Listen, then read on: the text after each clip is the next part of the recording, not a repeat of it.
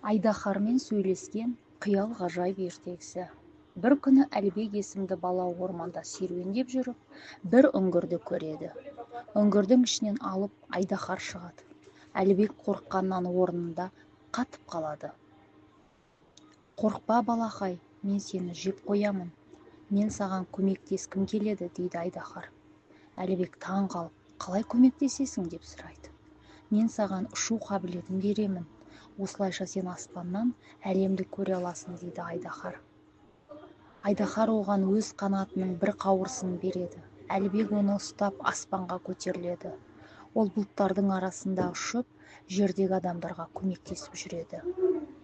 Бірақ бір күні қауырсынды қызғаншақ зұлым күш иесі ұрлап кетеді. Әлібек қауырсынын қайтарып алу үшін батылдық пен зұлыммен күресіп, оны жеңіп шығады.